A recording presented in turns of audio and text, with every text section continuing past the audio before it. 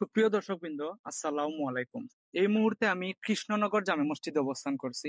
এখানে ওনারা একটি মিনার তৈরি করছেন অপরিকল্পিতভাবে মিস্ত্রির পরামর্শ নিয়ে।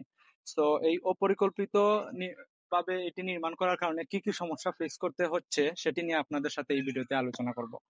প্রথমত, এই মিনারটি একটি 6 তলা ফাউন্ডেশন বিশিষ্ট মিনার, যেটির কলাম দেয়া হয়েছে আপনার 8 ইঞ্চি কলামে 6টা করে 12 মিলি রড। সো এটা স্ট্রাকচারাল ক্যালকুলেশন করলে অবশ্যই ফেল আসবে। আর এখানে কলাম ইউজ করা হয়েছে মাত্র 3টা। তার মধ্যে একটা কলাম, চতুর্থ কলামটা ঝুলন্ত, সেটি আপনাদেরকে এই ভিডিওতে দেখাচ্ছি, যেটি মারাত্মক ঝুঁকি তৈরি করছে। এইটার একটা সমাধান আমরা আপনাদেরকে স্ট্রাকচারাল ক্যালকুলেশনের মাধ্যমে দেওয়ার চেষ্টা করব। যেমন এই মিনারটা এই কলাম এবং এই কলাম আর এই কলামের সমন্বয়ে, টোটাল 4টা কলামের সমন্বয়ে দাঁড়িয়ে আছে।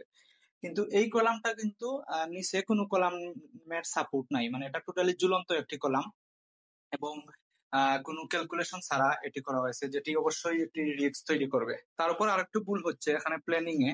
আমাদের সিঁড়ির যে এই যে বর্তমানে এই সিঁড়িটা এখানে মাত্র 3 ফিট আছে, এর মধ্যে কলাম আমাদের এইদিকে 6 ইঞ্চি চলে গেছে। এখানে যদি আমরা রেলিং দেই, এখানে এই যে একজন মানুষ প্রপারলি কোনো রকমে উঠতে পারবে, তারপরে ওনার হাত আশেপাশে লাগার সম্ভাবনা আছে।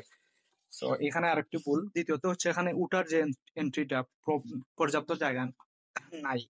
বর্তমানে আমরা এখানে উঠতে হলে এক্সট্রা জায়গা এড করতে হবে, কিংবা এদিকে এটাকে ভেঙে আবার ঠিক করতে হবে। সো এটা এই মসজিদের সৌন্দর্য নষ্ট করে ফেলছে। আপনারা মসজিদের কিংবা মিনারের ডিজাইন করানোর সময় অবশ্যই আমাদের সাথে যোগাযোগ করবেন। আমরা অতিরিক্ত কোনো খরচ নেই না, আমরা না, যে কোনো প্রতিষ্ঠানই মসজিদ কিংবা ধর্মীয় কোনো স্থাপনা নির্মাণ করতে গেলে অতিরিক্ত টাকা বহন নেয় না।